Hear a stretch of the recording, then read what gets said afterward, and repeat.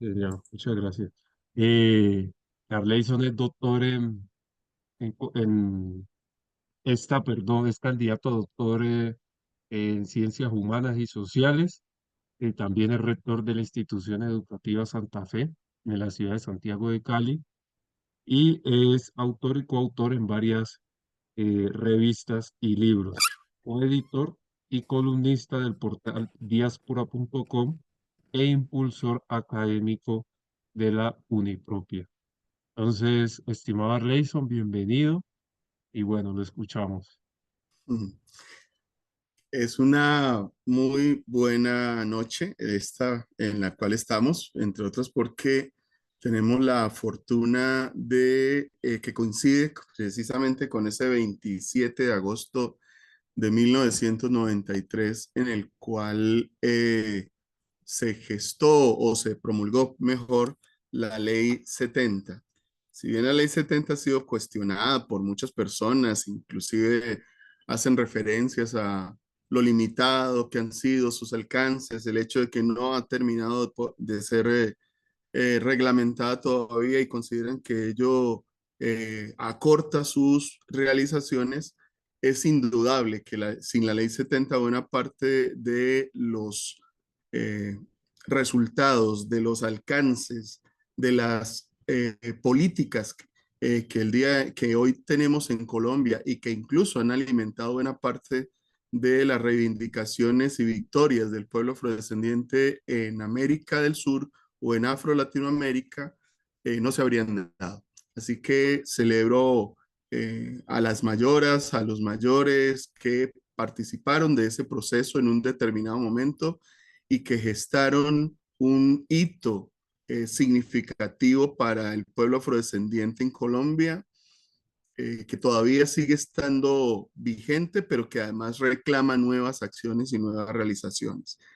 En ese espíritu, este ciclo de conferencias y en particular esta conversación que me encantaría tener con quienes se vinculen a la charla, apunta precisamente a darle mayor sentido y mayor peso a lo que podemos denominar como reparación histórica en el contexto de las etnoeducaciones y por supuesto, lo que representa en términos de realizaciones sociales y políticas en la reparación.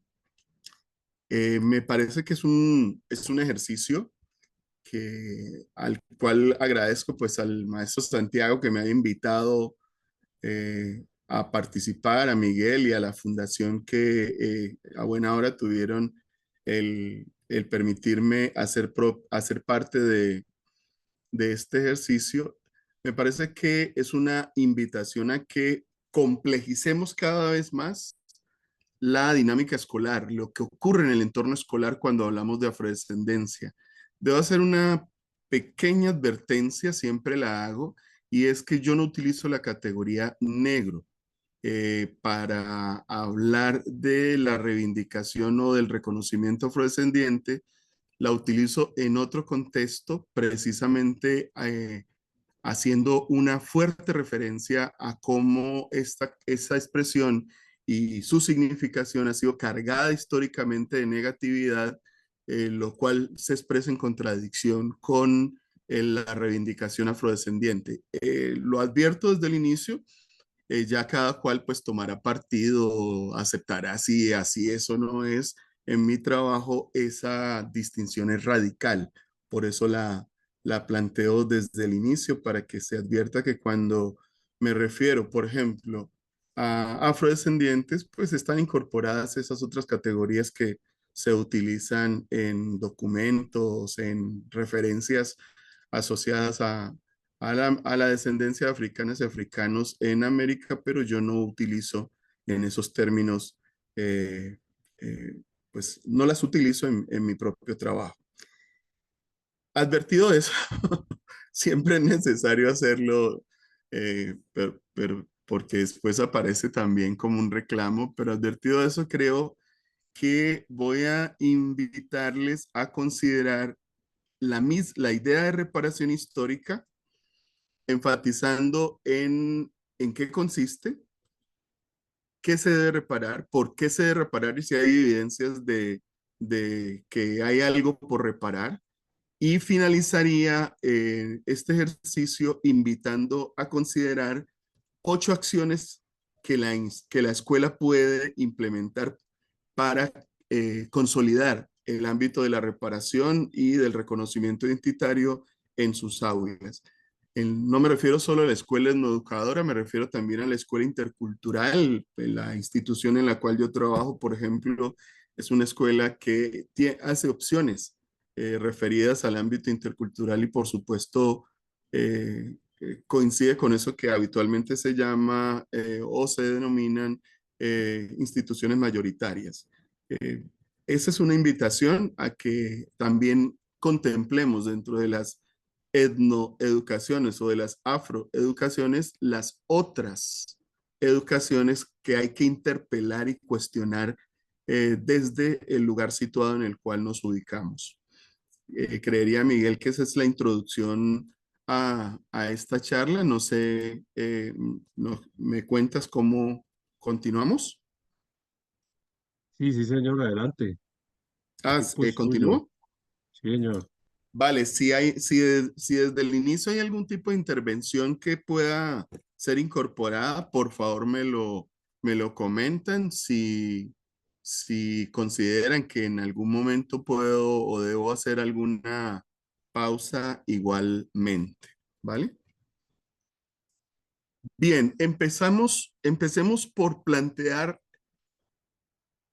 en qué consiste esta idea que ha venido ganando terreno en los procesos movilizatorios asociados a la población afrodescendiente que nació en buena medida a consecuencia de el, el debate político que se instaló entre las naciones del Caribe, con el CARICOM específicamente, y que ha venido centrándose en el conjunto de las naciones de América, pese a que también África, las naciones africanas, han avanzado en una dinámica de reparación a partir de sus propias particularidades. Reparar entonces nos invita, o la reparación deberíamos entenderla en términos de articulación de un proceso complejo, ¿sí? Que fundamentalmente nos lleva a considerar que no se puede confundir la dinámica integral de la reparación con la dinámica particular de las acciones afirmativas. ¿Por qué? Porque la dinámica integral de la reparación lo que busca es situarnos frente a la idea de daño histórico provocado a la población africana y su descendencia, de tal manera que se reconozca, se compense y se transformen las situaciones de desigualdad que resultan estructurales y que se derivan precisamente de los procesos históricos de esclavización, de colonialismo y de racismo sistémico o estructural que le resultan consecuentes. Las acciones afirmativas serían solamente una pequeña instancia en ese ejercicio de articular un movimiento político, económico, mucho más dinámico y complejo que sería la reparación histórica. Resulta vital entonces hacer ese primer deslinde para que podamos comprender que luego en las acciones que voy a proponer en la escuela hay que desvincularse de la sola idea de enunciar las situaciones de injusticia que pasaron que ocurrieron en el pasado y recomponer todo el complejo problemático que representan las desigualdades estructurales, las desigualdades sistémicas que siguen pesando hoy contra las y los afrodescendientes. Ese sería el marco general, diríamos, en el cual nos podemos ubicar. A partir de ahí, entonces, nuestra primera pregunta sería, ¿qué reparar? Efectivamente, ¿hay algo que deba ser reparado? Y la respuesta definitivamente es sí. Debe repararse la ideación sistémica de un proceso social, político, económico, religioso, filosófico, instalado contra África en su momento, que genera además la afrodescendencia y que tiene efectos e impactos claramente identificables. Debe repararse entonces esta ideación sistémica identificando las condiciones estructurales que propiciaron la inferiorización y el dominio y que fueron sostenidas a lo largo del tiempo por más de 3 siglos e incluso recuerden que casi hacia finales del siglo XIX todavía la esclavización imperaba, por ejemplo, en Cuba hacia 1883, hacia Brasil, por ejemplo. Por supuesto, hay nuevas formas de esclavización, pero allí se establece una distinción entre la esclavización, diríamos, de afrodescendientes y de africanos frente a otras formas de esclavización. La segunda razón por la cual hay que reparar es que esta ideación sistémica una exigencia de la sociedad civil. Esta misiva llegó en un momento crítico para la ciudad. Hola, ¿hay un micrófono abierto? ¿Alguien está hablando? Ahí ya, Reyson, adelante. Ah, vale, listo. Esta ideación sistémica es causante del genocidio más prolongado en la historia, del crimen de lesa humanidad más prolongado en la historia. Con ninguno otro de los fenómenos victimizantes, de los fenómenos de vulneración, de los fenómenos de indignidad instalados en la historia, es siquiera equiparable a lo que representó el genocidio perpetuado de africanas, africanos y sus descendientes. Millones. El cálculo varía dependiendo de quién lo cuente. 12 millones, 15 millones, otros hablan de cientos, incluido todo el proceso histórico asociado a el empobrecimiento, la marginalidad, la pobreza, las enfermedades instaladas en África y las consecuencias futuras alrededor de este fenómeno, de cómo África, de cómo Europa subdesarrolló África. Walter Rodney, por ejemplo, es un buen instrumento para acercarse a ese tipo de lecturas más complejas y comparativas. Pero efectivamente, siendo modestos en las cifras, ese volumen de más de 12 millones de personas que fueron arrancadas de África, capturadas como animales, subidos y transportados en barcos, vendidos como mercancía y condenados a trabajo forzado a perpetuidad, produce una sistemática, masiva y estructural muerte de africanas, africanos y sus descendientes. Lo tercero que debe ser reparado es que alrededor de la ideación sistémica de la esclavización, del genocidio perpetuado contra afrodescendientes y contra el África misma, se produce un fenómeno de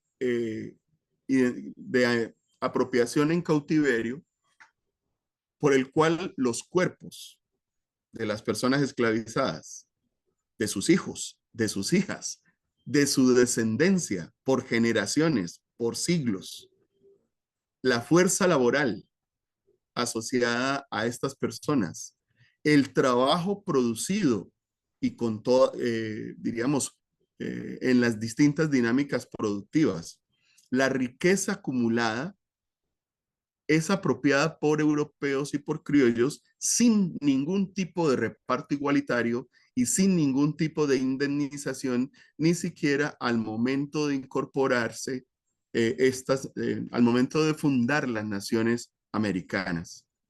Ello pone entonces un marco bastante problemático a la dinámica sociopolítica en la cual la esclavización no puede ser entendida simplemente como un ejercicio de transportar fuerza productiva de un continente a otro, sino que debe entenderse que se implementó, se ideó de manera estructurante el empobrecimiento, la miseria, la violencia y la captura y la apropiación del trabajo de africanas, africanos y sus descendientes. El cuarto ejercicio que lleva a preguntarse qué es lo que se debe reparar es que a consecuencia de esta instalación, que finalmente algunos denominan instalación colonial, se produce un diseño del mundo, del sistema mundo, desigual, en el cual efectivamente se prolonga la esclavización y sus consecuencias, pero además el trato social, la posición discriminada, las vejaciones sociales que prolongan el sufrimiento y la dominación política, haciendo a las y los afrodescendientes sujetos especiales de victimización, de inferiorización, diríamos, eh, deudores permanentes de dignidad. Nos deben dignidad.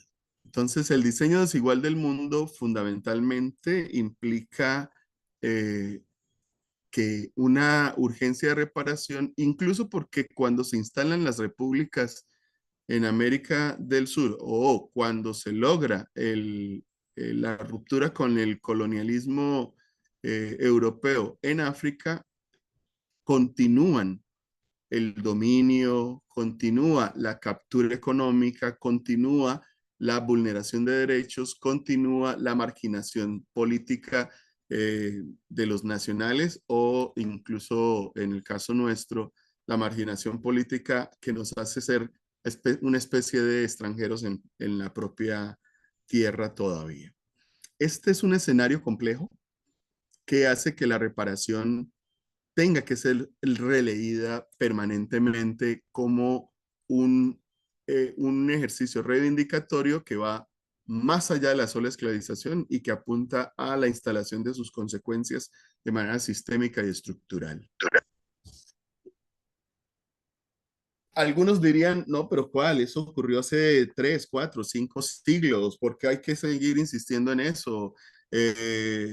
Pues hay que hacer varias consideraciones para que efectivamente entendamos que ese diseño sigue todavía operando en contra de las niñas, los niños, las jóvenes, los adultos, los ancianos, afrodescendientes y africanos, inclusive su diáspora por el mundo. La primera consideración es que si hay o no daño. ¿Cuál es el daño? Y efectivamente existe un contexto dañino instalado históricamente de manera sistémica y ese contexto dañino produce dominación, indignidad y muerte todavía. La segunda pregunta que uno puede hacerse es, bueno, ¿y qué fue lo que se dañó? Pues se dañó la humanidad misma de quienes fueron considerados animales, de quienes aún hoy todavía tienen que vivir bajo el impacto, digamos, deshumanizador de la racialización y el racismo. Se dañó el desarrollo histórico de pueblos, naciones y civilizaciones, culturas e identidades que fueron arrancadas y trasplantadas, pese a que se produjeron nuevos sistemas, diríamos, reivindicatorios, como voy a mencionar más adelante, de reexistencia, y se dañó o se afectó la prosperidad económica tanto de África y sus naciones como de las y los afrodescendientes en el territorio americano, incluso en la diáspora de africanas, africanos y afrodescendientes por el mundo. ¿A quién se hizo daño?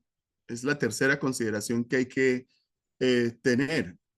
Pues se hizo daño a sujetos concretos en el pasado, en el presente, y habría que pensar también en prácticas de no repetición que hagan que en el futuro los y las afrodescendientes no sigan siendo sujetos de daño o objetos de daño y sujetos vulnerados. Ese sería el marco, diríamos, en el cual efectivamente habría que instalar la dinámica de reparación. Ahora, podemos hacer otras consideraciones respecto de la noción de daño. Y es que podemos preguntarnos si efectivamente hay evidencias del daño causado. Y la respuesta vuelve a ser sí. Aquí empiezan los asuntos que deberían ser incorporados en la dinámica etnoeducativa y, bueno, todos estos asuntos deberían ser incorporados en la dinámica etnoeducativa, pero aquí empieza la pelea real por la dinámica eh, eh, etnoeducativa. Primero, porque efectivamente hubo borramientos y hay que reinstalar la memoria, hay que reparar la memoria. Se ha pretendido incluso hoy, bajo ciertas lecturas revisionistas, decir, no, la esclavización no fue tan dramática como la pintan, la colonización de África no fue tan desestructurante como afirman, lo que hay allí es una especie de leyenda negra de la esclavización. Hay que ser más conscientes de que Europa produjo un proceso civilizatorio del cual se benefició. No. Independientemente de las dinámicas del encontronazo con europeos, África tenía su propia historia, África tenía su propio valor y África tenía su propia ruta civilizatoria. Y eso fue roto, fue desquebrajado por la instalación colonial europea en África y por supuesto por la instalación colonial europea en América. Ese borramiento de pueblos, de naciones africanas, con sus propias identidades, con sus características culturales, con sus tradiciones propias, que por ejemplo fueron sometidas a la noción de salvajismo y barbarie, resultó seriamente afectado por la pérdida de una población nativa propia. Lo mejor de la juventud africana fue desenraizado de África. Lo mejor de los saberes efectivamente fue desenraizado de África y esta práctica de arrancar a la gente de su propio territorio y trasplantarla a otro, pues produjo los procesos de negrificación que convierten a seres humanos en negros, con todas las consecuencias que eso representa. En segundo lugar, la evidencia del daño se expresa sobre la dinámica de sobreexplotación de recursos que padeció África y todavía padece. África es un continente absolutamente rico. Es la despensa de minerales más grandes del mundo hoy, por ejemplo, lo ha sido. Es su producción de riqueza es significativamente alta al punto de que sumados los países de África podríamos considerar que sin la intromisión europea en ellos serían países con superávit, no países deficitarios. Y para colmo de males, esa sobreexplotación de los recursos naturales coincide también con la sobreexplotación de su gente y el trasplante transgeneracional que representó. Aún así, la gente se sobrepuso a esas condiciones en África y en América. Pese a que nos han querido borrar, hemos resistido. Y la dinámica de reexistencia consiste precisamente en eso, en consolidar contra las fuerzas sistémicas que han pretendido nuestro ahorramiento, nuestra eliminación, incluso por la vía del blancamiento, nuestra invisibilización, consolidar una dinámica de rechazo, de bloqueo y de reexistencia emancipatoria, por supuesto, contra el oprobio esclavizado, contra la negrificación, contra la inferiorización y contra la subrogación social y política, tanto en África como en América. Esa es la evidencia clara de que efectivamente la reparación tiene un sustento, No se trata simplemente de un capricho lastimero, como algunos incluso pueden plantear, y por supuesto hay de trasfondo eh, claras demandas de reparación, de eh, enfrentamiento de una situación que debe ser reparada. Y debe ser reparada además porque, bueno, no sé, Miguel, cómo voy de tiempo. Adelante, maestro. Muy Vale. bien. Debe ser reparada además porque eh, participaron en este ejercicio distintas instituciones, distintos gremios y distintas naciones. ¿Quiénes deben reparar? Sería la pregunta después de que se ha confirmado si hay o no daño, se ha confirmado si efectivamente es necesaria la reparación, pues hay que identificar el sujeto que produjo el daño. Y no es uno solo, es un conjunto estructurante, articulador del daño provocado a África y a su descendencia. De ese daño participaron naciones, iglesias, comerciantes, mercantes y esclavistas. Tanto comerciantes, mercantes y esclavistas, pues articulan el sistema mundo que nace en el contexto colonial y que se estructura en el contexto imperante, republicano imperante más adelante. Las naciones que participaron de este proceso, Holanda, Francia, Portugal, Inglaterra, por mencionar algunas de ellas, España, por mencionar algunas, pero efectivamente buena parte de Europa participó de este ejercicio, lo cual hace que buena parte de Europa sea responsable de la esclavización y sea responsable de la instalación de un crimen de lesa humanidad que nunca fue sancionado ni reparado, pese que algunas naciones han pedido perdón, han expedido comunicaciones de disculpa histórica, no se han comprometido con ni económica, ni moral, ni en términos civilizatorios en la reparación del daño ocasionado. Las iglesias, en particular la Iglesia Católica, porque contribuyó a justificar filosófica y teológicamente, ontológicamente, el trato deshumanizado perpetrado contra africanas y africanos.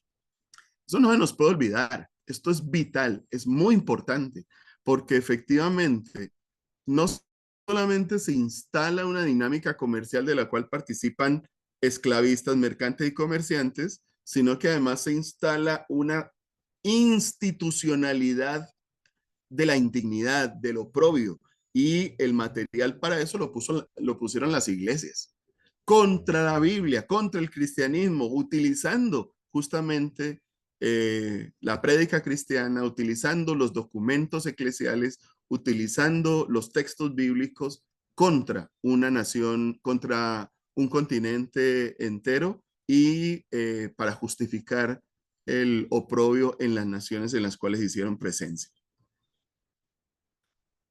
Igual participan, pues por supuesto, ya lo hemos mencionado, comerciantes, mercantes y esclavistas. Los comerciantes en África convirtieron a seres humanos en negros, instalaron la negrificación como un proceso socioeconómico, como un proceso histórico y político, al convertir a seres humanos en animales móviles, en cosas domesticadas, en útiles. Los mercantes, cuyo papel es muy importante. No se puede olvidar que articularon un comercio triangular entre Europa, África y América, incluso con participación de Asia, Europa, África y América. Y estos fueron quienes financiaron expediciones de captura, quienes financiaron incluso los arreglos con jefes locales, quienes financiaron y participaron de la compra y venta de seres humanos, pactando contratos con reinos y gobernantes, pues efectivamente tienen una inmensa responsabilidad en la implementación de la negrificación y de los procesos de esclavización. Y los esclavistas que en el contexto colonial en las naciones de América no solamente se apropiaron de territorios que eran de nativos americanos o de indígenas o aborígenes, como se les ha denominado como tal, sino que además se apropiaron de cuerpos, se apropiaron de la riqueza y se apropiaron del el diseño, diríamos, político, sociopolítico y económico colonial sin producir ningún tipo de retribución ni ningún tipo de distribución que permitiera a las y los hijos de África y a los africanos, diríamos, beneficiarse o generar condiciones de bienestar y de disfrute de esa riqueza. Por lo tanto, es clarísimo, profes y quienes participan de las dinámicas de fortalecimiento de los procesos de reparación histórica, que hay que identificar a los sujetos partícipes de la dinámica de esclavización y que hay que identificar a los sujetos que deben reparar, inclusive persiguiendo o haciendo los listados de empresas que han continuado siendo propiedad de familias, que han continuado siendo integradas a clústeres económicos, que han continuado, por ejemplo, siendo negociadas en la bolsa de manera continua. Surge también a partir de las discusiones del CARICOM, a partir de las discusiones que se han dado desde Durban, a partir de las discusiones que la Unión Africana ha venido ventilando y a partir y participando además del ejercicio de diseñar las prácticas de reparación histórica, surge la pregunta por cómo reparar. Esta también es una pregunta importante para la escuela. ¿Cómo podría la escuela reparar? Ahora, hacia el final de esta intervención, voy a hacer algunas observaciones a ese respecto. Y hay que decir que es un movimiento complejo, es un movimiento denso, pero que resulta bastante importante empezar a situar cada uno de los componentes que tiene la dinámica de reparación y su, diríamos, instalación como una práctica continuada y que no, ya no puede ser simplemente desconocida o ignorada. Lo primero, hay que reparar las mentalidades. Hay que desinstalar las estrategias de racismo, racialización, infravaloración, subrogación que todavía siguen jugando en contra. Piezas legislativas allí serán necesarias, pero no solamente piezas legislativas, la escuela misma tiene que repensarse las dinámicas de racialización, de inferiorización y de subrogación que permite que se sigan perpetuando, que permite que se sigan reeditando en el recreo, en las aulas, en el trato entre las y los estudiantes, por ejemplo, pero no solo la escuela, también los medios de comunicación. Habría que mirar simplemente el nivel pavoroso de ataques que sufren personas afrodescendientes o personas con cierta figuración, personas afrodescendientes con cierta figuración en redes o personas que ocupan altos cargos, como por ejemplo Francia Márquez o Carlos Rosero, que en su momento también fue ministro del Interior, y no solamente ellos, deportistas, artistas, etcétera, etcétera, sometidos a las dinámicas de racialización que implican que no hemos hecho tránsitos en las mentalidades que todavía siguen perpetuando la negrificación en el mundo. Hay que reparar en términos de equidad, de producción de igualdad, como mencionan también otros, y eso implica el fortalecimiento de las acciones afirmativas que, como les digo, son uno, no el único escenario, diríamos, de reparación. Esto implica el establecimiento de cuotas allí donde sean necesarias, implica las asignaciones de partidas económicas que resulten prioritarias, tal cual, por ejemplo, está haciendo el Estado colombiano en el contexto pacífico, con el Plan Pacífico, tal cual se hace en la región de La Mojana, por ejemplo. Implica un tercer ejercicio y es fortalecer las prácticas de reconocimiento de las cuales la academia, la escuela, los procesos formativos deben participar en la medida en que hay que transitar hacia un ejercicio celebrativo de la afrodescendencia y de la descendencia y de la pertenencia africana. Hay que participar de un ejercicio que consolide una práctica restauradora de la vivencia humana diferente, identitaria y culturalmente, de tal forma que se entienda que allí hay riqueza y no pobreza ni emocional, ni intelectual, ni psicológica, por ejemplo. También hay que reparar en términos de generación de condiciones para el desarrollo. Uno no puede pensar que las regiones de mayor presencia afrodescendiente, por ejemplo en Colombia o en Brasil o en buena parte de América del Sur, sean pobres porque allí vive gente afrodescendiente.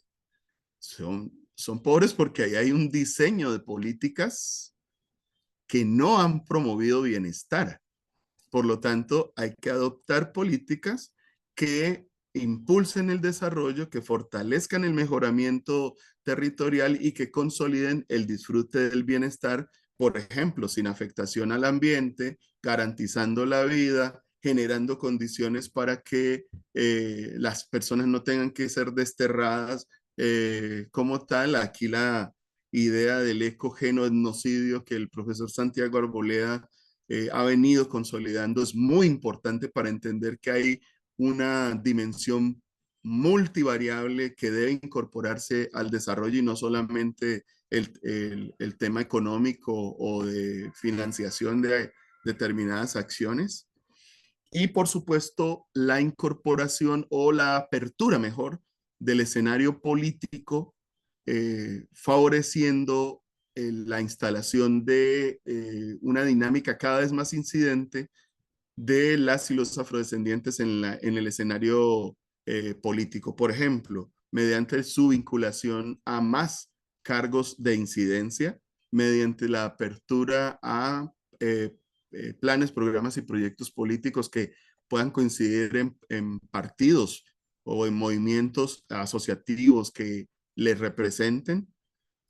Aquí hay que decir claramente que la captura de las dos curules afrodescendientes por partidos tradicionales, por fuerzas de derecha o por gamonales regionales, caciques regionales, como los llaman otros, familias clientelares, es perversa y eso hay que desinstalarlo. No fue para eso que se ganaron estas dos curules, pero también hay que decir que hay que revisitar las otras dinámicas de presencia política y de representación política que a veces también son objeto de captura por parte de sujetos a quienes habría que cuestionar permanentemente y mucho más ahora que ya llegamos a 32 años de la ley 70 y de los distintos espacios que esta ley permitió o ha permitido generar. Mayor participación en la toma de decisiones, mayor participación en la ejecución política y económica, mayor participación en el debate político electoral resulta fundamental. Hasta aquí el marco, diríamos, general de la reparación histórica, pero yo no quiero cerrar esta conversación que nos invita a hablar de las afroeducaciones haciéndome o planteándole la pregunta por qué puede hacer la escuela para apuntalar la reparación histórica. Voy a invitarles a identificar, o al menos yo he identificado 8 acciones que podemos implementar con mucha fuerza y por supuesto sería maravilloso que en la conversación y que en el desarrollo posterior de este ejercicio pudiéramos identificar muchas otras más acciones que pueden ser implementadas. La primera, me falló algo aquí en el ejercicio. Bueno, vamos a presentarlas todas de una vez. La primera es que la escuela debe redefinir sus procesos curriculares. La etnoeducación no es un asunto exclusivo de las escuelas etnoeducadoras. Eso hay que decirlo y volverlo a decir. La Cátedra de Estudios Afrocolombianos no es un asunto exclusivo de las escuelas etnoeducadoras. Eso hay que decirlo y volverlo a decir. Pero también hay que decir que no solamente la Cátedra de Estudios Afrocolombianos debe implementarse en la escuela colombiana. Todo el currículo debe ser sometido a un ejercicio de integración en el cual efectivamente aparezcan contenidos en torno a la afrodescendencia que puedan ser, que puedan articular planes de estudio y programas de área e incluso acciones de aula que visibilicen los aportes históricos, culturales, identitarios de África, la historia de África, por ejemplo, que muy pocas veces llega a nuestras aulas, y la historia de su descendencia.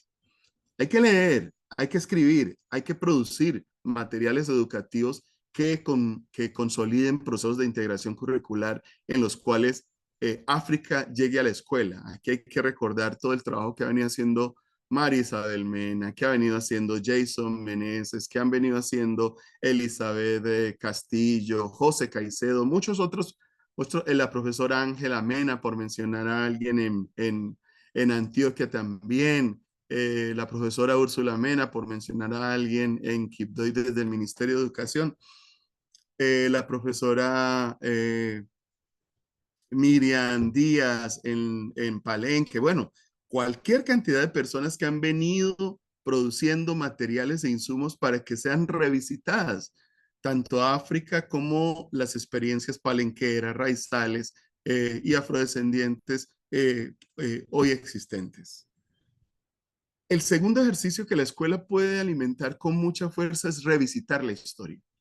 Eliminar, como ha dicho Chimamanda Adichie y otras personas, esta idea de la historia única o la historia monocultural y consolidar una relectura crítica que, por ejemplo, identifique la esclavización no como un mero proceso económico, sino como un crimen de lesa humanidad con todo lo que implicó, eh, denunciando además la sistematicidad con la cual se instaló el colonialismo en el mundo y el diseño del racismo como un dispositivo generador de desigualdad estructural que hoy todavía sigue pesando contra seres humanos concretos.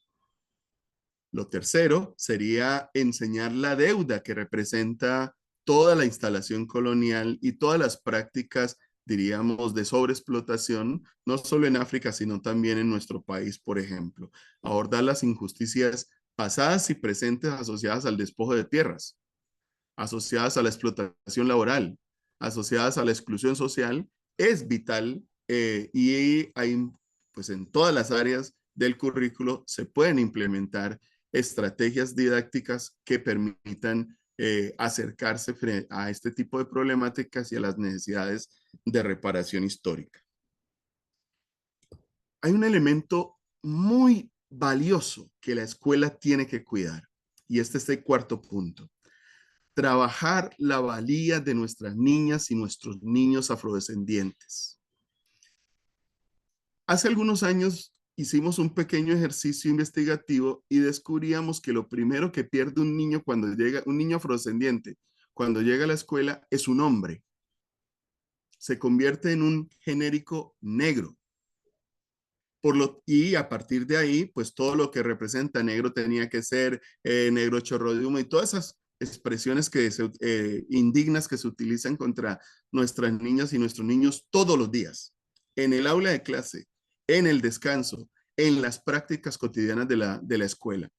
Trabajar la valía implica entonces fortalecer la identidad cultural afrodescendiente, combatir las narrativas de inferiorización, combatir las prácticas inferiorizantes impuestas históricamente y valorar o contribuir a que se valore la pertenencia étnica y cultural. A mí me ha llamado poderosamente la atención cómo, por ejemplo, la pelea política por el cabello ha significado que las niñas y los niños afrodescendientes hoy tengan una mejor autopercepción de su cabello y de lo que representa su cabello en términos identitarios y en términos de fortalecimiento de su propia de su propia valía y estima personal. Por ahí hay una ruta que se puede perseguir. Y en esa misma dinámica, la alternativa 5 y 6 me parecen que son bastante interesantes. Hay que volver a retar los contenidos curriculares que se llevan respecto de los afrodescendientes, porque los afrodescendientes no son solamente esclavizados e hijos de esclavizados. ¿Qué representa la afrodescendencia en el mundo? ¿Qué representa África en la historia? ¿Qué representa África como un entorno socioeconómico que tiene riquezas? ¿Qué representan los territorios de mayor presencia afrodescendiente en el país? ¿Cómo el conflicto armado ha identificado estos territorios como territorios no solamente ricos, sino además territorios de apropiación y de extracción? Este tipo de dinámicas hay que traerlas a la escuela igualmente. ¿Qué representa el hecho de que hoy la gran mayoría de afrodescendientes en Colombia viven en entornos urbanos o en relaciones entre el campo poblado y el tránsito urbano? Todos estos elementos hay que traerlos a la escuela, al igual que hay que traer a la escuela los problemas del género asociados a las mujeres afrodescendientes, al igual que hay que traer a la escuela los problemas de la orientación y de la diversidad sexual asociados a nuestras niñas, niños y niñas no binarios, transexuales, por ejemplo, niñas, niños jóvenes y adultos, incluidos los maestros y las maestras, de tal forma que vaya ganando un imaginario denso de la reparación en la misma escuela. Es decir, la escuela misma debe ser reparada. Esto parece curioso, pero es cierto. Hay que difundir la reparación en la escuela, de la escuela, para que las prácticas escolares puedan ser transformadas. De lo contrario, los maestros, las maestras seguirán repitiendo que de África llegaron esclavos, que nada han producido los afrodescendientes ni los africanos a lo largo de la historia, que África es un continente pobre y todas esas estupideces que suelen ser vendidas tan fácilmente, incluso con fotografías miserables que todavía se siguen viendo por todas partes. Contra ello, la postura número 7 es vital, la práctica número 7 es vital. Hay que difundir en la escuela experiencias exitosas asociadas a la afrodescendencia. Hay que difundir en la escuela, identificar, reconocer procesos históricos, sociales, políticos, experiencias culturales, experiencias políticas, acciones comunitarias, acciones de incidencia económica que reflejen las dinámicas de emprendimiento, de éxito, de prosperidad, de las cuales se supone o en las cuales se supone que las y los afrodescendientes no están representados. Hay un empresariado afrodescendiente, pese a que no seamos propietarios de las grandes industrias de este país. Hay que identificar ese tipo de prácticas.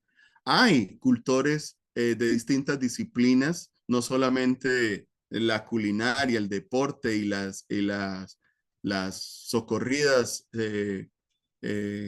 los socorridos oficios a los cuales se nos suele remitir. Efectivamente, hay investigadores, hay científicas, hay productores de conocimiento, hay escritores, hay escritoras, hay cultores, hay músicos, hay arquitectos, hay una diversidad enorme de personas exitosas y no solamente personas exitosas, sino de experiencias de éxito que son experiencias afrodescendientes y que las niñas y los niños deben conocer para que también se inscriban en esa dinámica de prosperidad, de riqueza y de emprendimiento que les pertenece igualmente. Y la número 8, pues me parece que no es una verdad de perogrullo, sino que efectivamente hay que hacerlo, hay que hacer la realidad. Y es que es necesario etnoeducar. Si decimos, por ejemplo, en Cali, en donde hay 21 instituciones educativas que se declaran etnoeducadoras, hay que etnoeducar, es decir, hay que instalar prácticas de educación propia, prácticas de afroeducaciones, de etnoeducaciones que respondan a la vivencia, el rescate, la perdurabilidad, la promoción de cosmovisiones, y hay que conocerlas, de historias, y hay que conocerlas, de lenguas, y hay que difundirlas, si no se las practica, por lo menos que las puedan conocer, de tradición, por ejemplo, el palenquero o el creol en el caso colombiano, o el suajili para el caso de conocer una lengua africana, de tradiciones propias, de la dimensión cultural diversa que nos caracteriza, y eso se puede hacer no solamente en ciencias sociales o no solamente instalando la Cátedra de Estudios Afrocolombianos, sino que además termina por ser, como ya se ha dicho insistentemente, meramente celebrativa, sino en todas las áreas y en todos los contenidos curriculares en los que, como decíamos desde el primer punto, se puede impactar la vida escolar. Creo que ahí hay un mapa en el cual la reparación histórica también visita a la escuela y mucho más a la escuela pública, en la cual varios de los que estamos aquí conectados, pues trabajamos y militamos. Dejaría ahí, Miguel, esta presentación para abrirnos a la conversa. Perfecto, maestro Leison. Muchísimas gracias por esa enseñanza y esa apuesta. Entonces, nada, abrimos los micrófonos para las personas que quieran hacer sus preguntas. Bienvenidas y adelante. Buenas noches.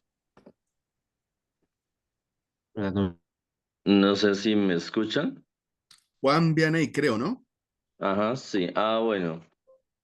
Bueno, no, primero agradecerle a Arlison esa presentación. Me parece que es absolutamente pertinente los elementos prácticos, o sea, como las cosas prácticas que estamos llamados a hacer en las instituciones educativas para el asunto de empezar a fortalecer esa conciencia histórica en nuestros niños, niñas y adolescentes, ¿sí? Digámoslo así que me gusta ese enfoque de que son cosas prácticas, el uno, el 2, el 3, el 4, definitivamente hasta el 8, porque es que hay una situación que es necesario combatir y que creo que tú lo mencionaste y es que si no se revisan estos asuntos históricos, de manera pues urgente, nuestros estudiantes siguen eh, fortaleciendo esa idea de que ellos no han perdido nada, ¿sí? De que ellos no han perdido nada. Entonces, en la medida en que los estudiantes no sean conscientes de que sí se ha perdido y que si bien no perdieron, no perdió en concreto hoy esta generación, son unas pérdidas históricas que debemos eh, sentir hacia atrás. Es decir, yo siento que en nuestro pueblo no pasa algo como lo que pasa en el pueblo judío, ¿sí? Que ellos se cuentan su dolor de una generación a otra y se encargan de que esté allí vivo, presente, denunciado en todos los escenarios y de manera histórica, y cada generación va llegando como con esa conciencia de, de todas las transgresiones que vivió, que hacer estas acciones nos llevarían a eso, a que nuestros muchachos despierten la conciencia histórica de lo que fue ese evento traumático para nuestros pueblos y que hoy, digámoslo así, los muchachos empiecen a eso, a potenciar aquellas cosas que, como tú dijiste, nos deben hacer sentir orgullosos. Entonces creo que ese es uno de los asuntos que hay que trabajar allí, que tú lo mencionaste magníficamente, y es el asunto de revivir la historia, porque yo siento, puede ser, o por supuesto que esté muy equivocado, que nuestros muchachos están tranquilos. Bueno, hay algunos, no todos, sí, pero que nuestros muchachos están tranquilos, que van y vienen, que se han normalizado las expresiones que se dicen y todo lo dejamos allí en el tema del bullying y todo lo demás y en el asunto del racismo y se normalizaron muchas cosas que pasan en la escuela. Y vuelvo y digo, no nos duele ese componente histórico en alguna medida. Entonces creo que acepto, digámoslo así, como la invitación a pensarme en esos asuntos desde la escuela en la que yo estoy. Gracias. Mianel, muchísimas gracias por tu intervención porque vuelve y nos recuerda algo que resulta muy valioso y es que la escuela y en general la educación, pero la escuela es un escenario de combate cultural. Y ese combate cultural en nuestro caso implica enfrentar las dinámicas de daño y de pérdida que todos los días nuestras niñas y nuestros niños padecen, pero al mismo tiempo de daño y de pérdida que no les permiten ver lo valioso que tienen, lo valioso que hemos construido y lo valioso que efectivamente nos ha sido legado. Además, porque no lo difundimos en la vida escolar. De ahí que sea muy importante que efectivamente, como tú lo mencionas, debamos contribuir a consolidar la conciencia histórica de tal manera que nuestras niñas, nuestros niños, nuestros jóvenes e incluso las y los maestros afrodescendientes en la escuela identifiquen lo que han sido, lo que hemos sido, lo que somos y lo que podemos seguir siendo como pueblos con una identidad, con identidades y con culturas propias. Creo que Kevin Olmos levantó la mano. Sí, señor. Kevin Olmos, Hola, doctor buenas, Marta buenas Benalcázar. noches. Hola, buenas noches. ¿Se me ¿Qué escucha? más, Kevin? Hola, profe. Un gusto saludarle y como siempre escucharle atento a los comentarios pertinentes y urgentes que nos convocan a de verdad hacer práctico mucho de lo que eh, nos esforzamos por transformar, ¿no? Yo quisiera dar mi opinión respecto de que precisamente, profe, no sé si ese carácter eh, que ha sido direccionado desde Occidente hacia la educación enclaustrada, codificada y perfilada desde la pluma blanca, ha sido de cierta manera también su propia implosión, ha generado, puede generar su propia implosión. Y lo que ha sido para nosotros como pueblo étnico, lo que nos ha pesado, quizás sea también lo que nos permita aperturar nuevos caminos de desarrollo. Por ejemplo, la educación está occidentalizada y occidental, está delimitada de cierta manera y tiene ciertos patrones, califica de cierta manera, pero si nosotros utilizamos los caminos propios, desde lo educativo, las diversas formas de acceder al conocimiento, de codificarlo y de mantenerlo, desde la tradición oral hasta lo culinario, la música, lo poético y lo literario también, lo intelectual y lo imaginativo, son cada una de esas, se convierten como en accesos metodológicos que conducen de diferente manera a objetivos también diferentes. En cambio, la educación occidental pues está unidireccionada y responde a ciertos patrones que pretenden ser científicos, resaltando el oculocentrismo, la observación, la medición, y lo que hace de cierta manera es no implosionarse, no permitirse ir más allá de ciertos aspectos que lo limitan. En cambio, la tradición ancestral desde la no educación es una playa de accesos al saber y a la formación que de cierta manera nos retroalimentan y nos convocan de una forma muy endógena, muy que solamente puede entender el pueblo. Y eso también nos blinda de cierta manera contra el extractivismo epistémico, del que ya nos estamos haciendo conscientes y que se está denunciando desde muchas formas. Entonces, esa era mi opinión sobre lo que yo creo sobre la historia, ¿no? Ellos creen tener la verdad, entonces la cuentan desde un solo punto. Nosotros sabemos lo que nos han contado y además sabemos la verdad oculta. Entonces son como una espada que podemos manejar de diferentes lados. No, Gracias, maravilloso, profe. maravilloso, Kevin. Gracias por esa intervención porque nos ayudas a hacernos otra pregunta y es que efectivamente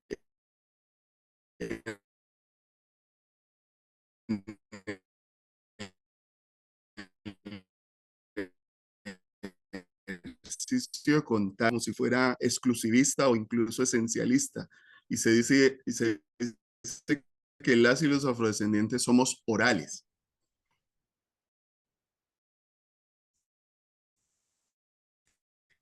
De ahí la importancia también de situarnos en distintas dinámicas en las cuales hoy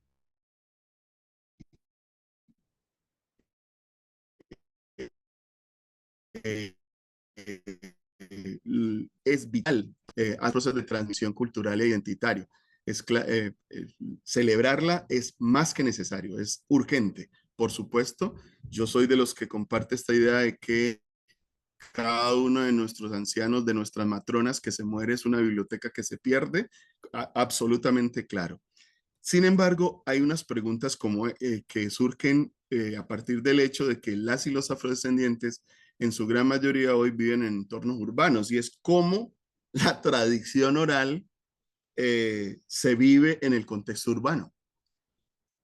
Por ejemplo, enseñarle a nuestros niños sobre la canoa y sobre el río, cuando el río y la canoa no hacen parte de su entorno vital, ¿a qué responde? ¿A la memoria o a procesos románticos?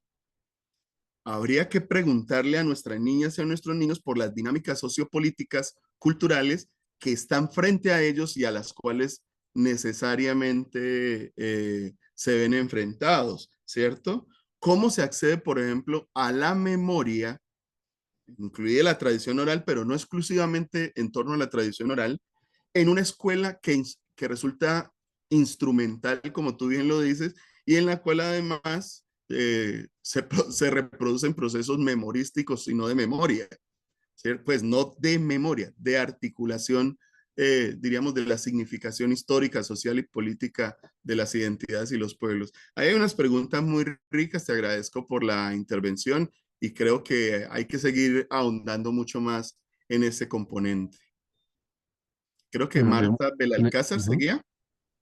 sí, Sí, buenas noches a todos nuevamente y agradecerle al profesor Arlinson por esas enseñanzas del día de hoy.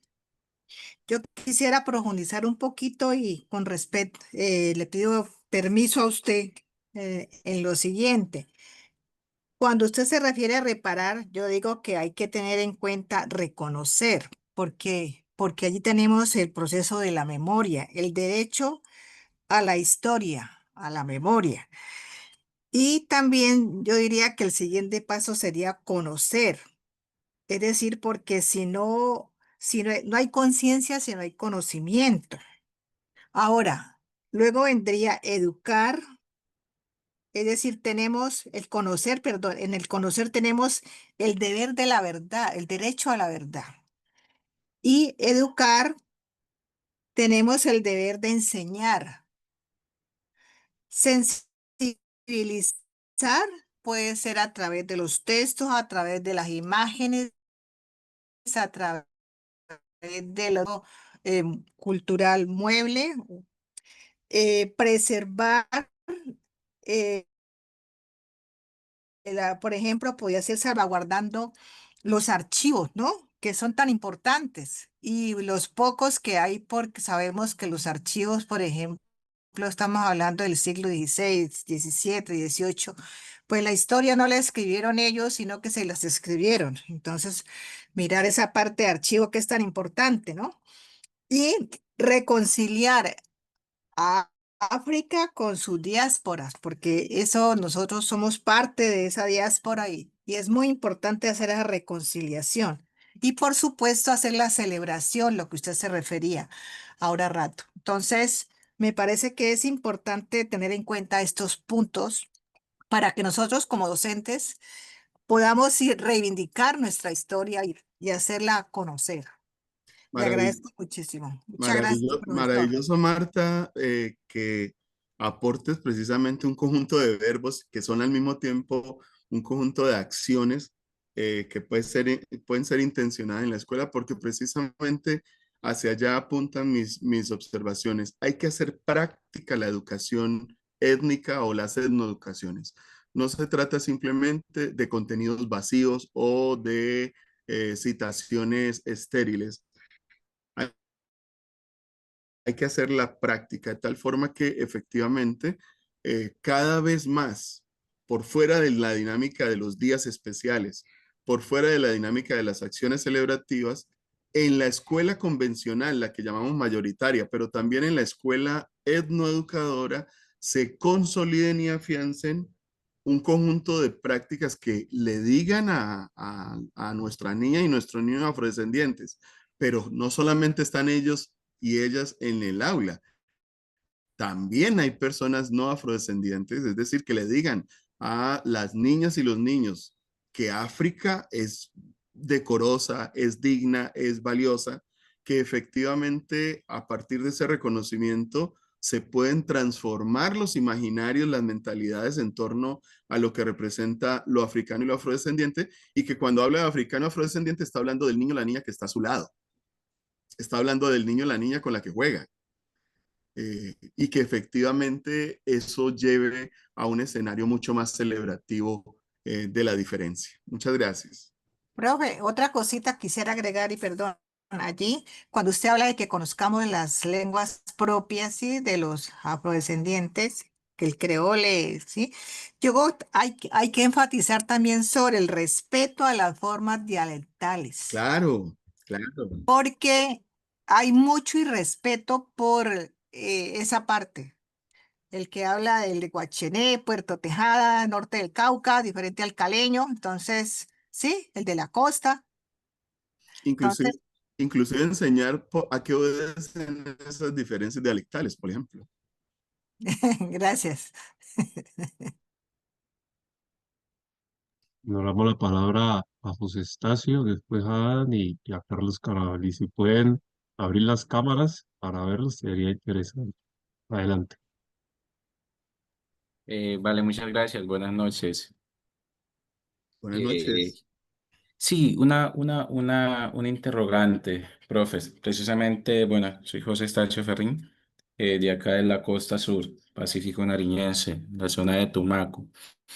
Y pues acá se han venido haciendo ejercicios significativos en materia de entender la educación como un proceso de reparación histórica, pero pues lastimosamente existen barreras propias, no solo desde lo institucional, sino también desde el ejercicio propio del hacer de las instituciones educativas. Entonces siempre nos surge el interrogante en reflexionar sobre cómo hacer que esto sea práctico y cómo hacer que esto sea posible, debido a que en diálogos que hemos tenido con con la Secretaría de Educación distrital, la departamental, además de actores que le han aportado a esto desde la cooperación internacional, siempre hay como el ruido de que las instituciones no quieren aportarle a esto. Las instituciones educativas, es decir, manifiestan, hemos gastado demasiada plata, hemos invertido demasiada plata en la resignificación de los PEI, en los ejercicios de formulación, pero finalmente esto queda ahí en un documento en blanco. Cuando vamos a ver con las instituciones educativas, las instituciones sienten ese temor a resignificar los PEI o hacer ese tránsito de esa educación occidental o tradicional, por decirlo así, a una educación propia. Entonces nos queda como el interrogante de qué hacer para vencer ese miedo dentro de las instituciones educativas para que se apropien estos ejercicios necesarios de resignificación, entendiendo la educación, como usted muy bien lo ha mencionado, profe, como una necesidad de reparación histórica de todas estas violencias sistemáticas y de dominación que se han ejercido sobre nosotros como territorios étnicos. Es decir, habrá otro tránsito, sino la resignificación de los PEI, porque hay un temor institucional de transformar un PEI a un proyecto educativo comunitario, a un proyecto educativo, como se quiera llamar.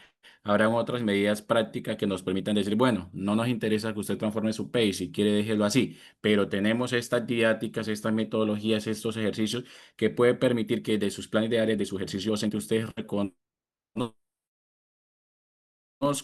como un ejercicio funcional y necesario, obligatorio y de exigibilidad en su rol docente para hacer de la educación una necesidad Bueno, pedagógica. José, a veces es muy difícil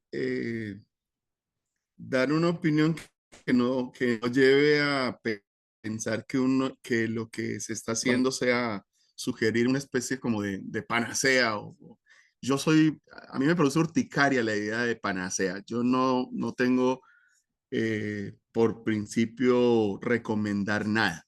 La ruta hay que hacerla desde cada una de las instituciones, pero sí tengo una clara convicción a partir de los ejercicios que he acompañado y que he apoyado. Y es que ningún proceso de resignificación de un proyecto etnoeducativo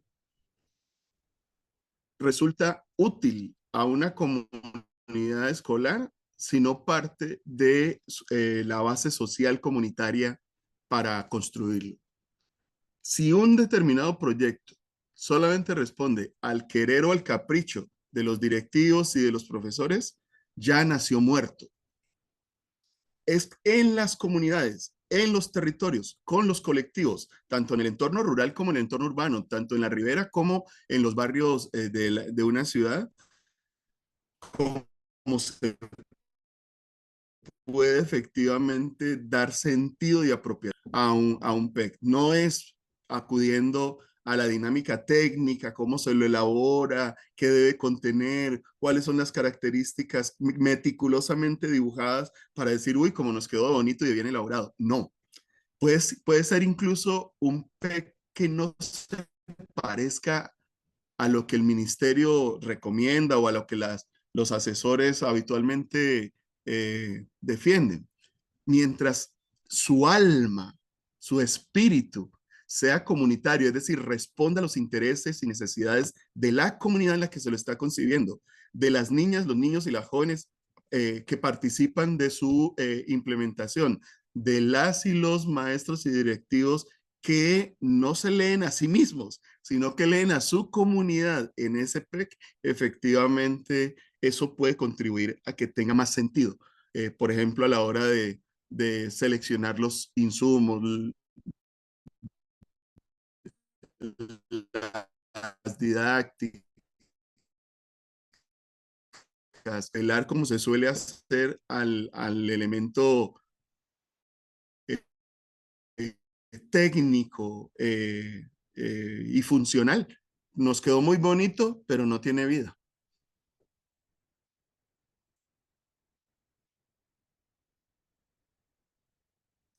Miguel, creo que seguía Adán. Adelante, Adam, y después vamos con Carlos. Ok.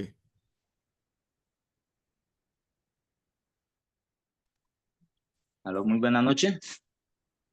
Buenas Sí, noches, Adán. Hola, ¿cómo estás? Leison, gusto en saludarte. Creo que hemos compartido mucho sin conocernos. Sí, Saludos a todos aquellos que están en esta hora disfrutando de este espacio interesante. Primero, felicitarte por la disertación, Arleison. Muy interesante. Has hecho un recorrido muy serio y casi que podría decir muy completo con respecto a una de las posibilidades que tenemos para mejorar nuestra dinámica en esta Colombia. Yo, a la par de lo que tú estás diciendo, yo considero que una de las dificultades que tenemos en el ejercicio de la escuela, en el ejercicio educativo, es que nosotros, los que estamos en esa dinámica como maestros, muchas veces carecemos de ese ejercicio identitario. Es decir, en nosotros hay dificultad. Y entonces, cuando yo no estoy hacia lo que hago, y yo lo digo con mucho respeto porque yo tengo muchos años de venir en este ejercicio, puedo decir, no, Diana, muchos docentes y directivos docentes que consideran que hacer en educación es quedarse pensando en el pasado o que quedarse sirviendo para ciertas bases del mismo proceso de comunidad negra que en algunos casos nosotros reconocemos que no han sido lo suficientemente beneficiosas para el proceso por algunas prácticas que se han ido adoptando. Sin embargo, es un error, considero yo, cuando el docente no entiende que la educación es una acción política que transforma, ¿no? Y que como eso es tal esa cual. acción política que transforma y que construye sociedad, Entonces, nosotros como docentes tenemos el deber de hacer esa acción política con aquellos jóvenes, niños y adolescentes que llegan a nuestras aulas y a nuestras instituciones. Por eso yo desde allí he venido planteando, y así lo abordé en la tesis doctoral, que la educación tiene que apuntarle desde ese proceso a la reconfiguración de la identidad de los jóvenes afrodescendientes. Y en ese sentido planteaba en mi tesis ya un elemento que, si bien lo abordaste ahora en una de las preguntas, yo decía, ¿por qué no pasar del ejercicio de la oralidad o la tradición oral que ha sido mirada de una manera inferiorizada en la sociedad colombiana? Porque entonces nosotros hacemos tradición oral, pero los demás hacen literatura. Nosotros hacemos artesanía y los otros hacen artes, ¿cierto? Y la diferencia está solo en cómo se valora. Entonces yo planteaba, ¿por qué entonces no pasar a un ejercicio de oralitura, en el sentido de que esa tradición oral es la memoria histórica que circula de manera permanente en una comunidad y que se vuelve vida cada vez que nosotros hacemos uso de ello? Y eso es otra manera de escribir en la comunidad. Entonces, el ejercicio que yo he venido planteando es que desde la escuela, desde la educación, ya dejemos de vender el concepto de tradición oral como lo se ha venido manejando desde la élite colombiana, para empezar a hablar de nuestra producción de conocimiento a partir de el ejercicio de nuestros mayores, que la única diferencia que tiene con las otras formas de producción de conocimiento es que la una está plasmada por escrito y la otra está de manera oral en nuestras comunidades, y que va pasando de generación en generación.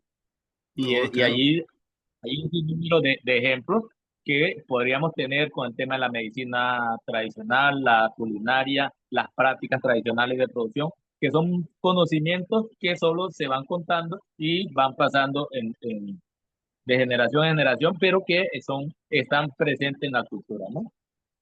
De otro lado, una de las compañeras planteaba el tema del reconocimiento. Yo he sido un poco crítico con ello, y con todo respeto quiero plantearlo, porque yo no necesito, y los afros no necesitamos que nos reconozcan.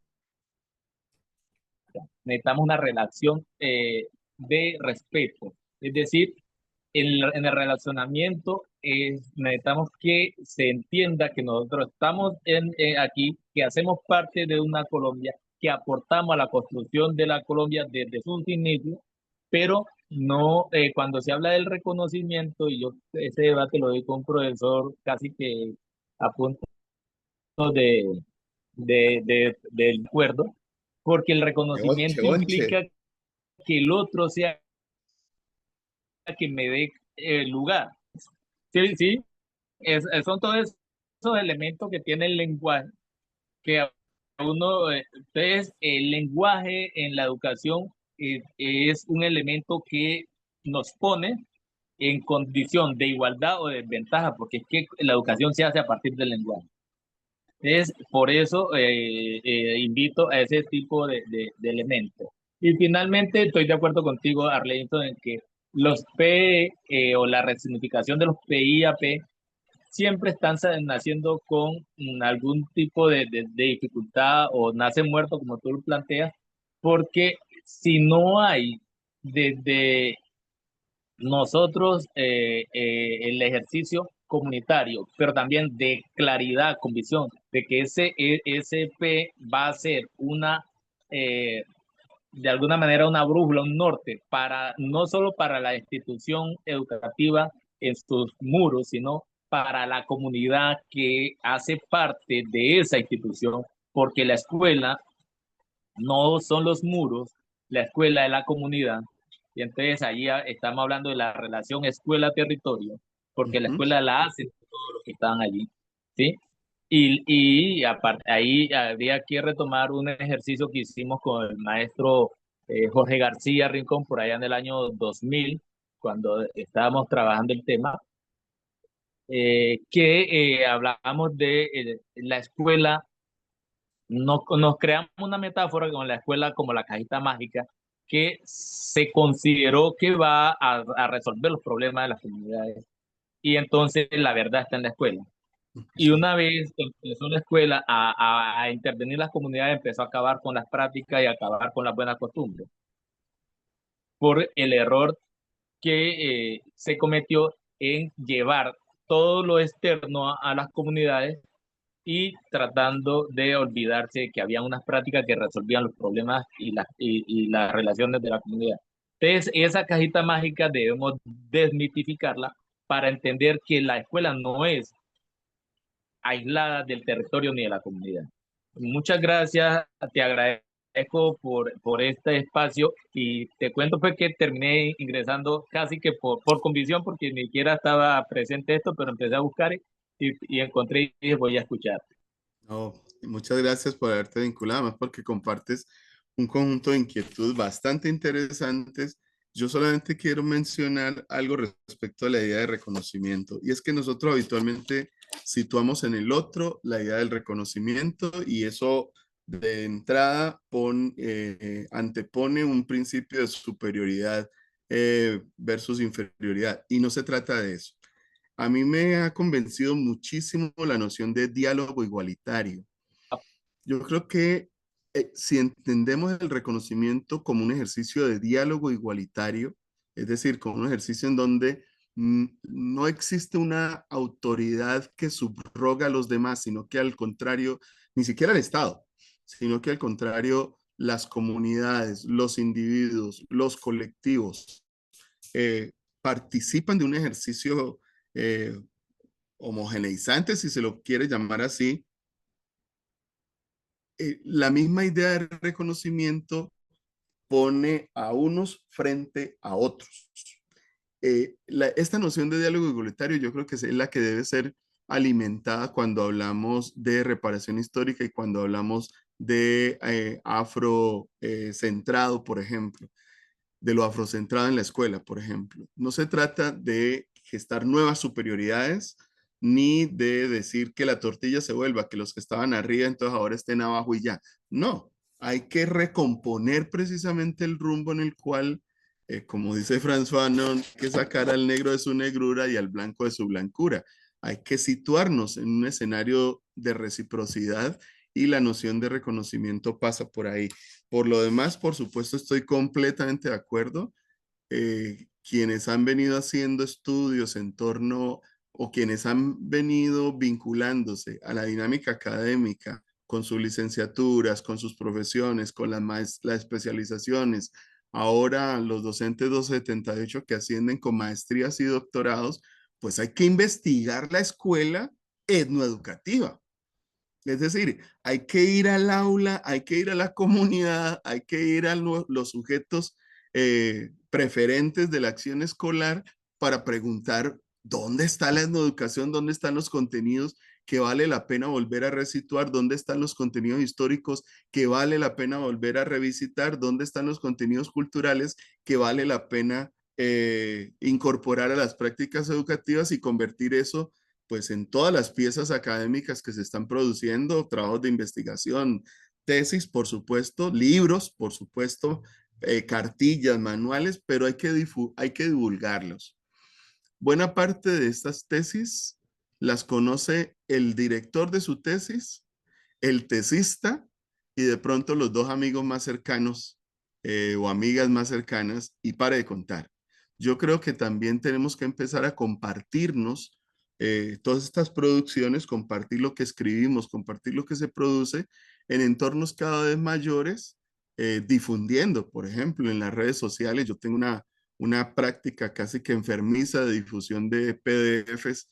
Todo lo que cae en mi mano se difunde porque entiendo que las personas que están en las redes, es posible que al volver a presentar un material, lo incorporen en su práctica educativa, lo incorporen en las actividades organizativas. Incluso yo lo hago corriendo el riesgo de que me demanden. Por eso pongo que sí, que adquiera el libro siempre que puede, porque este es un PDF para la movilización y la divulgación. Efectivamente hay que hacer eso, pero también los propios materiales nacidos de esas tesis de maestría, de doctorado, de los ejercicios de investigación en el aula, hay que socializarlos para que se conozcan en otros escenarios.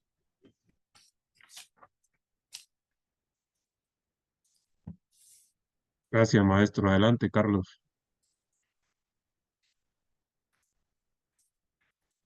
Buenas noches para todos.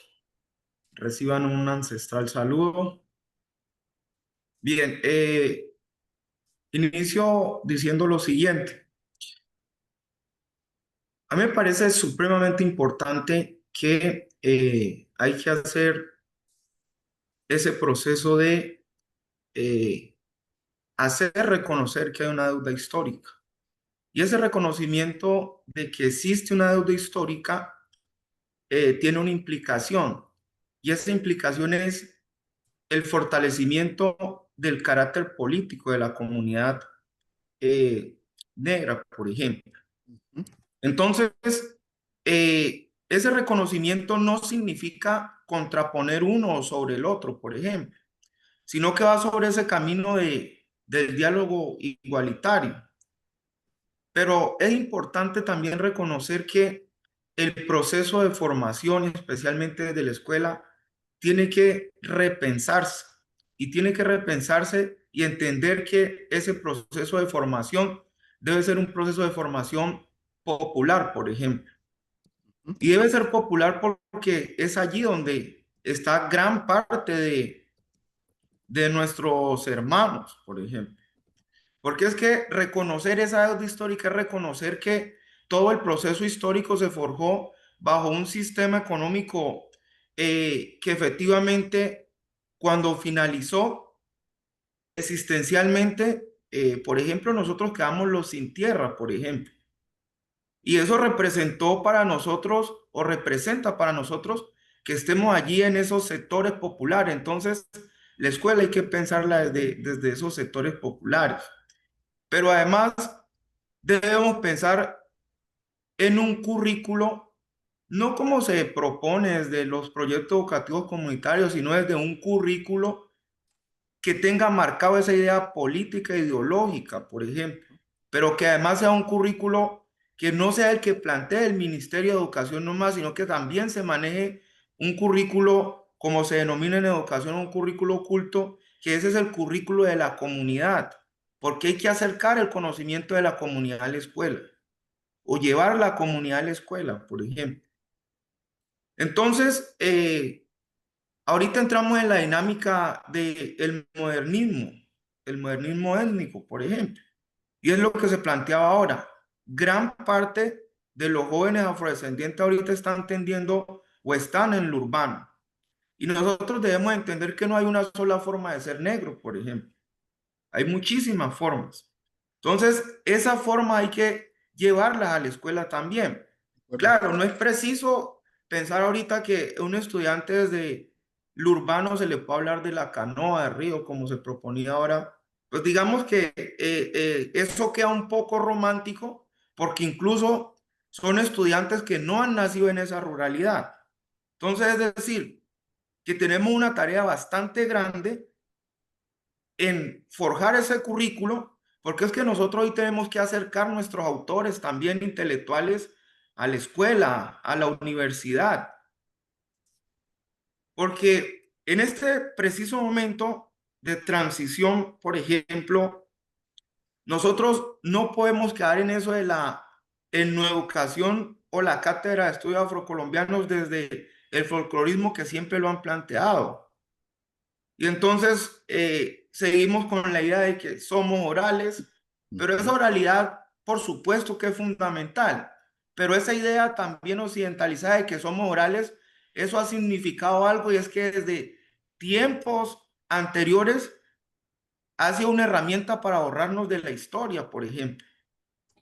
Y es que, por ejemplo, van muriendo nuestros ancestros y se van llevando todo ese conocimiento y quedamos en la idea de que somos orales. Y son bibliotecas vivas que van desapareciendo.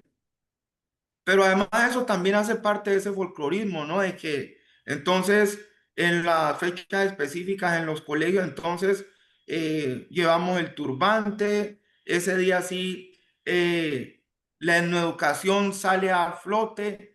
Y entonces, listo, cumplimos con lo que pide el Ministerio de Educación. No, el proceso de educación es un proceso permanente, es un proceso político, es un proceso ideológico, pero además no podemos perder esa idea de el negro creador, que nosotros tenemos la capacidad de crear. Nosotros tenemos autores importantísimos que no los acercamos a la escuela porque también hay un gran problema, y es que hablar de educación, por ejemplo, nos hemos dejado meter el cuento del Ministerio de Educación, que hablar de educación o de algunos compañeros maestros es sinónimo de perder calidad en la educación, porque también nos vamos guiando por eso de la calidad en la educación. No es que nosotros también podemos dar calidad a través de nuestros autores. Tenemos pensadores grandísimos que pueden generar una idea crítica en el estudiante. Nosotros desde cualquier ancestro que construye una canoa podemos llevar la matemática al aula. De acuerdo. Por ejemplo. De Entonces, acuerdo. eso sería mi aporte en este espacio tan importante. Uy, Carlos, has puesto temas densos, bastante importantes. Yo me voy a quedar con uno solo de todos los que has planteado. Por fortuna, estas charlas quedan grabadas para que uno pueda volver a revisitar estas ideas. Y es que hay que acercar nuestros autores e intelectuales a la escuela y a la universidad. Efectivamente, uno de las deudas de los procesos educadores, una de las deudas de las y los maestros afrodescendientes en la escuela es que desconocemos a nuestros propios autores, a nuestras propias autoras. Y al desconocerlos, pues por supuesto no los promovemos. A mí me llama mucho la atención que te voy a preguntar, por ejemplo, un ejercicio que estamos adelantando en la institución educativa Santa Fe, en donde institución en la cual la mayoría de los estudiantes pues son población mestiza, ¿cierto? Los afrodescendientes son muy pocos, docentes afrodescendientes igualmente hay pocos, pero un docente de lengua castellana al cual le dijimos, ve, ¿por qué no llevas a tu aula a Manuel Zapata Olivella? Manuel Zapata Olivella no es solamente un escritor, es tal vez el más importante intelectual de este país y de buena parte de América Latina. Su obra es de una inmensidad, de una diversidad maravillosa. La Universidad del Valle ya ha publicado 29 de sus libros y de sus ensayos, obras de teatro, están ahí. Yo me preguntaba al difundir esta idea con el profesor, a propósito de tu propuesta de acercar a nuestros autores intelectuales a la escuela, me preguntaba, profe, ¿usted alguna vez ha leído un libro de Manuel Zapata Olivella? No, profe, no lo conocía. Y le hice la misma pregunta a los profesores afrodescendientes, tampoco, tampoco. Reconocer a nuestros propios intelectuales, leerlos, llevarlos a nuestros contenidos curriculares, a las lecturas que proponemos en el aula, es hacer justicia epistémica, por ejemplo. De lo contrario, seguimos simplemente diciendo, ay, sí, nosotros somos capaces de producir. Profe, ¿y qué hemos producido? Si usted no nos lo muestra. ¿Ves? Profe, ¿qué hemos escrito? Si usted no nos lo hace leer, no lo propone para que lo leamos. Nuestros estudiantes han leído Los Pasos del Indio, han leído En Chimá nace un santo, han leído, están trabajando con Tierra Mojada, han leído el de Chambacú, Corral de Negros, ¿cierto? Y muy seguramente vamos a terminar con estos estudiantes leyendo Changó el Gran Putas, que es mi gran sueño, ¿cierto? Que efectivamente Changó, por ejemplo, de Manuel Zapata Olivella, se ha leído por escolares. Y efectivamente hacer este ejercicio y que los chicos y las chicas conviertan a Manuel Zapata Olivella en murales.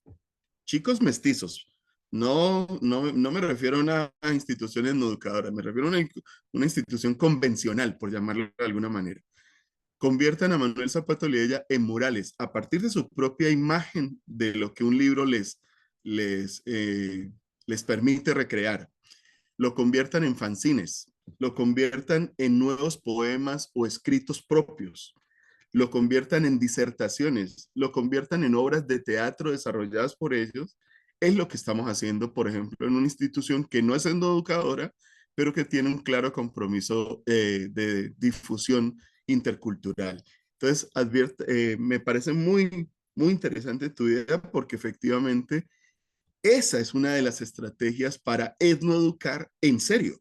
Llevemos a nuestras autoras y a nuestros autores a las lecturas que proponemos, a los ejercicios que proponemos, a las dinámicas de clase que proponemos en todas las áreas, no solamente en ciencias sociales. Muchas gracias por esa intervención. Muchas gracias. Por ahí Kevin había pedido un minuto, si está interesado. Sí, creo que Kevin, Kevin ¿cierto? Olmos, sí.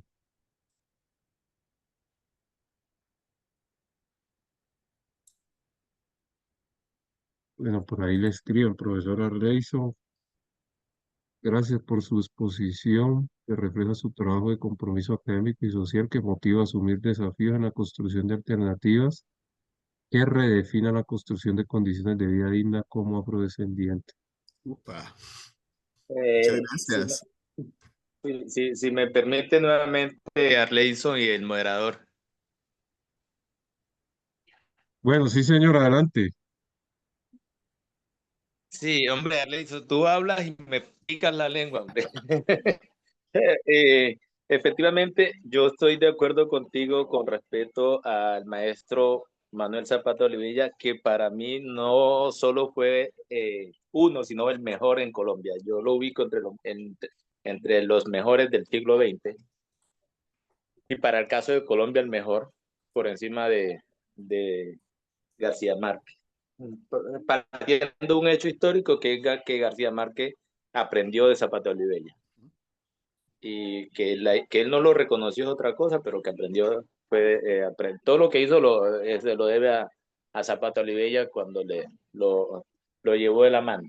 Entonces, yo estoy de acuerdo contigo porque yo me he encontrado también con que los docentes afro y los docentes de lengua castellana no conocen a Zapata Olivella y las universidades colombianas menos, porque tanto en la maestría como en el doctorado, bueno, yo lo tuve como mi autor principal y resulta que los mismos docentes me querían bajar mi tesis porque para ellos no era conocido, entonces tuve que darme un debate con textos. Afortunadamente yo tuve la oportunidad de estar en 3 conferencias del maestro Manuel Zapata Olivella cuando él aún estaba vivo. Tuve la oportunidad de hablar con él y tengo los textos, no solo los virtuales, tengo alrededor de 10, 12 físicos que él mismo me regaló. Y eso me hace pues tener mucha propiedad para hablar. Pero me motivé a participar en esta segunda oportunidad, Arleiso, porque hay una cosa de esa justicia epistémica que tú mencionaste y que también va acompañado del racismo epistémico que hay en Colombia, que hay que decir que la Universidad del Valle, igual que la Universidad de Cartagena, si bien se editaron los textos del maestro Zapata, hicieron racismo epistémico con el maestro William Mina Aragón, porque todos los que hemos seguido a Zapata, sabemos que el heredero incluso designado para la misma familia de Zapata, el heredero de toda Obra. su obra es el maestro William Mina. Y resulta que el que mete el proyecto al Ministerio de Cultura para relanzar los textos de Zapata y para hacer el homenaje en los 100 años del natalicio de Zapata en el 2020, William Mina. Lastimosamente la pandemia llega y se daña todo el proyecto, pero luego el señor Henao en Lavalle y Múnera en Cartagena sacan a William de todo el proceso de edición. Si ustedes revisan los textos que edita Lavalle, no aparece William. Y no sé bajo qué concepto, porque pues ellos no son más académicos que William, ¿sí? No tienen mayor pues, recorrido académico.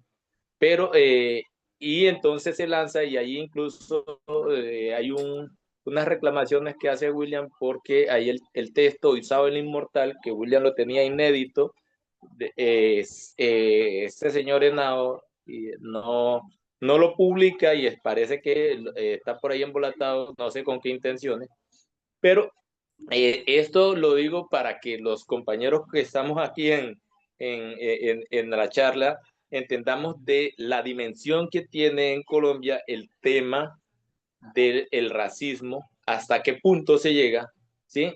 Porque si bien sí, Lavalle lo publicó, pero nunca le dio los créditos a quien genera todo el proceso, ¿bien? De acuerdo. Entonces, es un tema muy complejo. Y finalmente termino diciendo, te recomiendo, no sé si lo has leído, para tus estudiantes, El fusilamiento del diablo. Sí, sí, ese es uno de los textos en torno a la recreación que hizo Zapato Liella de el fusilamiento De Saturio, de de, Manuel Saturio Valencia. de Manuel Saturio Valencia. Es uno de de las 4 novelas que existen. Pues de Saturio estamos haciendo un estudio bastante interesante. Pues a propósito, lo menciono, a propósito del nuevo libro que fue publicado por José Mosquera este año. Y pues bueno, es una forma también de seguir reivindicando a quienes han venido trabajando históricamente el, diríamos, la obra, la significación y el peso que tiene Manuel Zapata Olivella, y que debería tener cada vez más Manuel Zapata Olivella. Yo no tengo nada con que difundan a Gabriel García Márquez, es uno de los autores, un etnoeducador, un profesor con intencionalidades interculturales, que no lea ni difunda a Manuel Zapata Liella, la verdad me genera cuestionamientos serios. Y frente a la polémica con lo de Darío y William, pues yo tomo partido por William definitivamente. Eso, eso es clarísimo.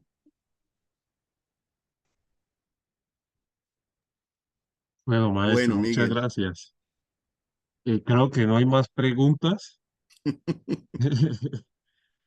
Hubo bastante participativa los asistentes. Sí, Si hay bastante una, interesante. si hay una última pregunta, pues este es el momento. Alzar la mano, escribirla por el chat o felicitación al maestro Arleison.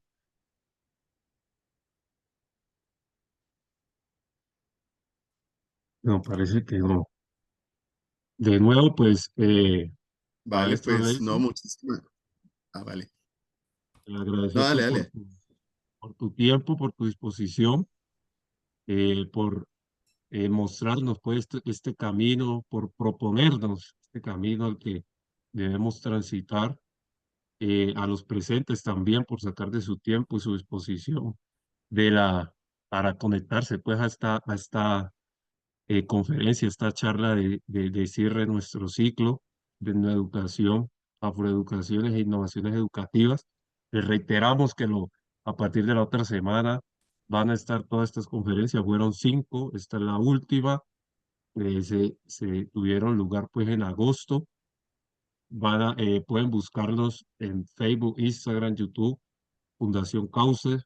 Como dijo el maestro, esto va a quedar grabado para que sea material de consulta, para que todos sus quehaceres, pues, estén ahí. Así que, maestro, pues, de nuevo, como Fundación Cauces, agradecerle por el espacio a todos los presentes, también que estén pendientes que vamos a tener otras charlas, no solamente de educación, sino que lo vamos a ir combinando con otros saberes en lo largo, pues, de lo que resta del año.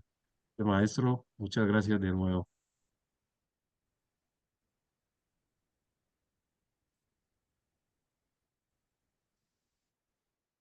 No, somos fusibles, estamos para el gasto. Edison, y a ti de la fundación, y decirle que hubo un rector de Puerto Tejada y una coordinadora de Guachené atendiendo la invitación a esta conferencia. Qué Y eso es chévere. muy importante para nosotros que ellos estén. Muchas gracias. Muchas gracias a ti, muchas gracias. Gracias, gracias. Estamos ansiosos esperando los videos para compartirlos con los compañeros. Gracias. Vale. Y la revista te la haré llegar cuando pueda. Por favor, quedo pendiente. Con gusto. Y nos gustaría, sinceramente, Arlinson, perdone, aprovecho la experiencia, quisiéramos mostrar la experiencia en educativa que hemos realizado en 4 instituciones del norte del Cauca. Y, y como decía un compañero, hemos partido haciendo la resignificación con la comunidad. Me parece que es una experiencia digna de mostrar. Pues yo creo, Miguel, que justamente en esa dinámica de las nuevas programaciones que en la fundación están considerando, esa es una opción. Marta, me interesaría muchísimo que podamos conversarlo pensando en el segundo, en el tercer encuentro ya del colectivo Corra en Santiago de Cali, para que también empecemos a conversar ese tipo de experiencias. ¿Listo? Va a ser recuerda que va a ser en junio del 2026. Siempre es en junio. Ah, bueno, está muy bien. Muchas gracias. Gracias a ¿Vale? ustedes. Entonces lo Chao. conversamos. Vale, Chao. hasta Hasta luego. luego. Que estén muy bien. Gracias. Buenas noches Chao. a todos, muchas Chao. gracias. Chao.